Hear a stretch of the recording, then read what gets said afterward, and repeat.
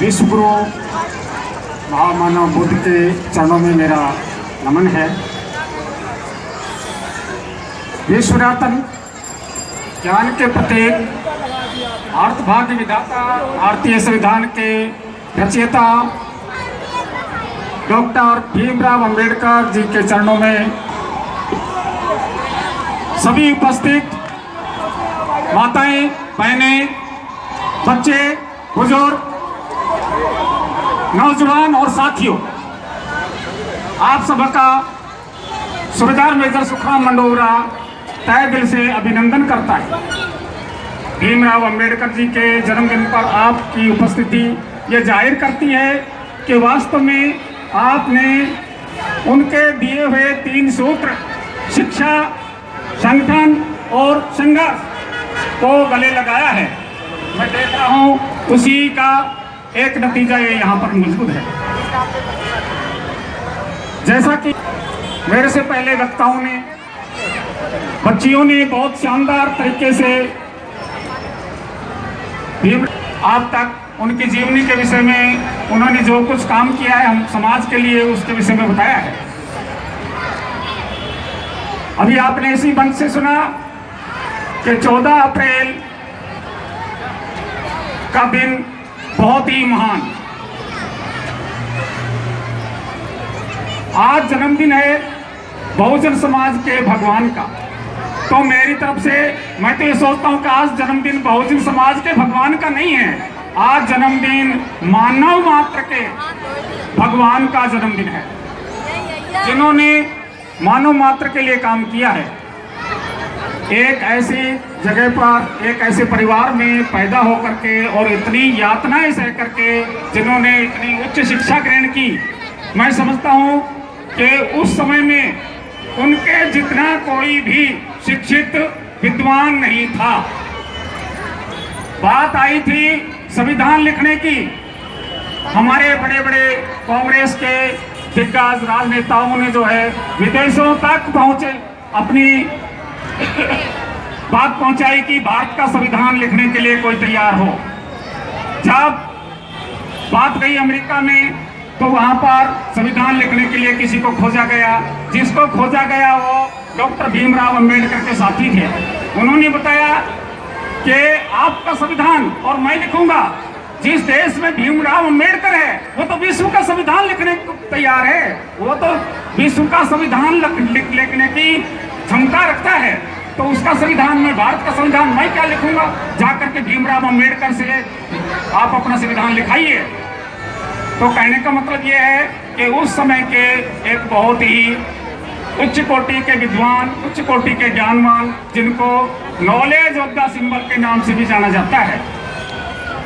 मैंने पढ़ा है कैम्ब्रिज यूनिवर्सिटी में, ऑक्सफोर्ड यूनिवर्सिटी जैसे उनके दरवाजे पर भीमराव अंबेडकर जी के फोटो के साथ में लिखा हुआ है knowledge of the symbol of the knowledge. आप ये देखिए, ये तो हमारा सौभाग्य है कि एक अकेले आदमी ने जिसके साथ केवल एक मृत समाज था, मृत समाज कहूंगा मैं उसको, जो उसको उसने उठाया, जगाया और उसको साथ लेकर के लड़ा।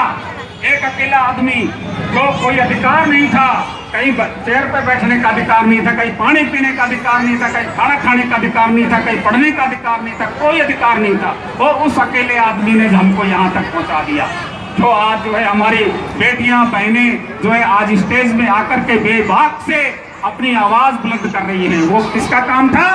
वो भीमराव अंबेडकर का काम था। आज हम सुनते हैं भीमराव अंबेडकर दलित समाज के हैं, भीमराव अंबेडकर अछूत समाज के हैं जी। कैसे हैं जी अछूत समाज के? उसने किसके लिए क्या नहीं दिया? देश का संविधान क्या एक इसी समाज के लिए लिखा गया है? तो सबके लिए नहीं है। आज आप अपना कोई भी परेशानी लेकर के, कोई भी मुकदमा लेकर के कोर्ट में जाते हो, संविधान की दुहाई देते हो, इस संविधान की धारा नंबर, अनुच्छेद नंबर, पैरा नंबर 100 में ये लिखा गया है और उसके मुताबिक मेरे को ये न्याय मिलना चाहिए। वो किसकी वजह से है? कौन इसको, इस संविधान के बिना कौन कोर्ट में जीत कर आता है। बताओ मेरे को, किसको सजा इस संविधान के बिना मिल सकती है? बताओ किसको न्याय मिल सकता है? मैं यहाँ पर एक छोटा सा उदाहरण देना चाहता हूँ। जैसे कि हमारी बेटी अभी इस मंच पर जो है बोल रही थी, बेबाक से बोल रही थी, ऐसे ही एक मंच पर एक बेटी बोल रही थी और वो भीमराव अंबेडकर के विषय में जब उसने बोलना शुरू किया तो एक सज्जन उठकर आए और उन्होंने बोला, क्या आप भी अंबेडकरवादी हैं? बेटी का जवाब था, बैठ जाइए, आप भी अंबेडकरवादी हैं? बोला, मैं कैसे हूं अंबेडकरवादी, मैं तो उच्च समाज से आता हूं।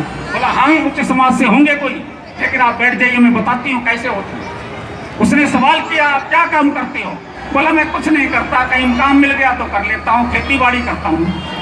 आपकी वाइफ क्या करती है? आपकी पत्नी क्या करती है? बोला, टीचर है, अध्यापिका है, स्कूल में पढ़ाने जाती है ना। बोलो, तेरे भाग्य खुल गए, अंबेडकर जी ने तेरे भाग्य खोल दिए। ये बेटी जो है जिस परिवार में पली थी, जिस परिवार में वहाँ जन्म हुआ, उन्होंने अंबेडकर को समझा, अंबेडकरवाद को समझा, शिक्षा को समझा और इस बेटी को तुम्हारे घर में जो तुम्हारी पत्नी कहाती है, तुम्हारी पत्नी जो है उसको स्कूल भेजा और उसको पढ़ाया और वो आज शिक्षिका है। उसके बदौलत तुम्हारा घर चलता है। बताओ, चलता है या नहीं चलता है? जवाब आया, हाँ यस चलता है, उसी के बदौलत मेरा घर सकता है। तो बोला, तुम बताओ अंबेडकरवादी हुए या नहीं हुए? किस तरीके से तुम अंबेडकरवादी नहीं हो? तो मेरा कहने का मतलब ये है कि इस समाज में कोई भी हो, कास्ट से कोई मतलब नहीं है, धर्म से कोई मतलब नहीं है। सब जब ये भीमराव अंबेडकर ने संविधान लिखा था, भीमराव अंबेडकर ने जो संघर्ष किया था वो कोई एक कास्ट के लिए नहीं किया, एक जाति के लिए नहीं किया, एक धर्म के लिए नहीं किया, उसने पूरी समाज के लिए ये संघर्ष किया था कि महिलाओं को अपना अधिकार मिलना चाहिए, महिलाओं को शिक्षा का अधिकार मिलना चाहिए, जो वंचित वर्ग है उनको अधिकार मिलना चाहिए, उनको बराबर का दर्जा मिलना चाहिए। मैं यहाँ पर एक बात और जोड़ना चाहता हूँ, माननीय प्रधानमंत्री जी बड़े नारे दे रहे हैं, सबका साथ, सबका विश्वास, सबका साथ। तो मैं बताता हूँ कि इस देश का विकास किस तरीके से हो सकता है। इस देश का विकास, ये जाति का कॉलम खत्म कर दो, अमेरिका हमारे पैरों में गिरेगा, अमेरिका के पास हम नहीं जाएंगे, अमेरिका यहाँ आएगा। हिंदुस्तान से जाति का कॉलम खत्म कर दो। मुझे याद है जब मैं 9वीं 10वीं क्लास में पढ़ता था तब ये मसला उठा था एक बार कि राजनीति कोई भी कागजों में, सरकारी कागजों में जाति का कॉलम नहीं होगा। ये एक बात उठी थी हमारे संविधान में, हमारे संसद में, लेकिन वोट के खातिर समाज को जो लोग बांटना चाहते हैं, समाज को जो एक नहीं देखना चाहते हैं, उनके दो तरीके से, उनके कहने से ये जो है मसला दब गया वहाँ पर और वो जो है उठ नहीं पाया और समाज फिर उसी तरीके से उसी ढर्रे पर चल रहा है। और आज देख रहे हैं कि तो ये देश जो है, ये देश कहीं भी रुकने वाला नहीं है। मैं आपको बता देना चाहता हूँ।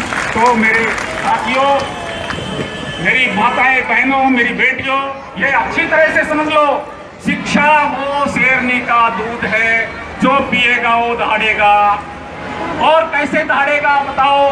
उसकी आर्थिक स्थिति सुधर जाएगी, समाज में उसको स्थान मिलेगा, उच्च पद पर आसीन होंगे। आपको, अगर आप शिक्षित हो गए, आपने शिक्षा ग्रहण कर ली है, तो आपको अपना अधिकार, आपको न्याय मांगने की जरूरत नहीं पड़ेगी।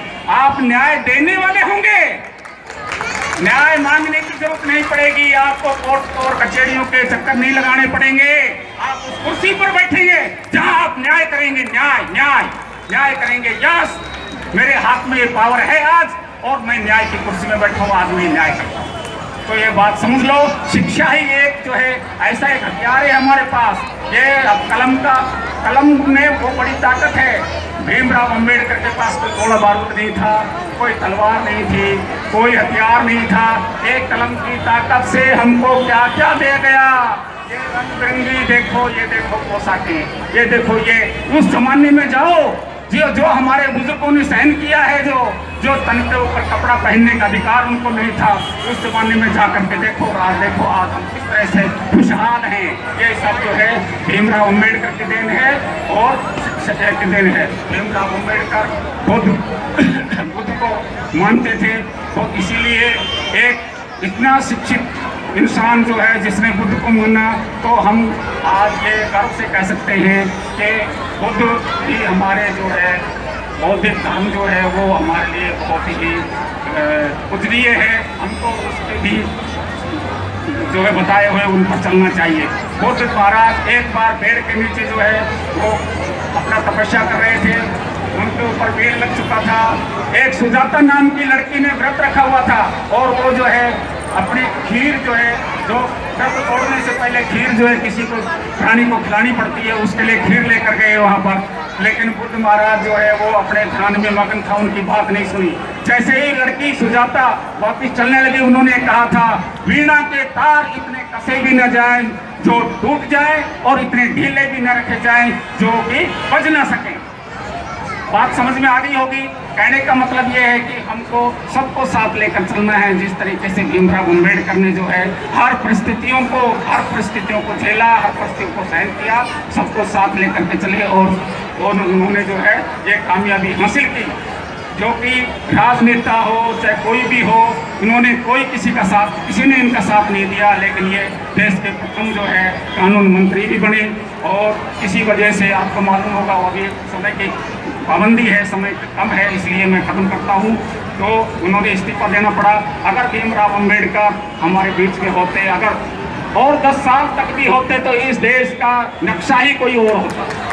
भीमराव की अगर उपलब्धियां आप देखना चाहते हो तो एंड टीवी पर महानायक भीमराव अम्बेडकर के नाम से एक सीरियल चल रहा है। शाम को 8:30 बजे से 9 बजे तक के लिए आता है। मैं सबसे कहना चाहूंगा कि वो सीरियल जरूर देखा करें। भीमराव अम्बेडकर की मूर्ति आप घर में लगाएं ना लगाएं, लेकिन ये संविधान की किताब जरूर पढ़ें। ये संविधान की किताब पढ़ना बहुत जरूरी है, ये बहुत जरूरी है। मंदिर मस्जिद में जाएं ना जाएं, मुझे मालूम है हर इंसान मंदिर में जाता है, चाहे अपनी श्रद्धा के मुताबिक 1 रुपया ही वहाँ डालता है, दान पेटी में डालता है ना। और यहाँ पर जो है ना, यहाँ अपने ही बच्चों के लिए, अपने लिए जो है हम जो भी कुछ यहाँ देते हैं पैसे, वो हमारे लिए देते हैं, किसी दूसरे के लिए नहीं देते। मंदिर मस्जिद में जो हम डाल कर आते हैं, मंदिर में जाते हैं, वो किसी और को खा रहे हैं। मैं बोलने नहीं चाहता इस बात को कि किसके जेब में जाता है वो, लेकिन यहाँ आया हुआ पैसा या आपके बच्चों के लिए है, आपके लिए है। इसलिए मैं सबसे रिक्वेस्ट करना चाहूँगा कि आप अपनी तरफ से 1 रुपया ही दें, 5 रुपया ही दें, 10 रुपया ही दें, 100 रुपया 500 रुपया देने की जरूरत नहीं है। कोई अगर अपनी क्षमता के मुताबिक लेने के लिए हैं तो जरूर कुछ ना कुछ हमको अपना हिस्सा देना चाहिए।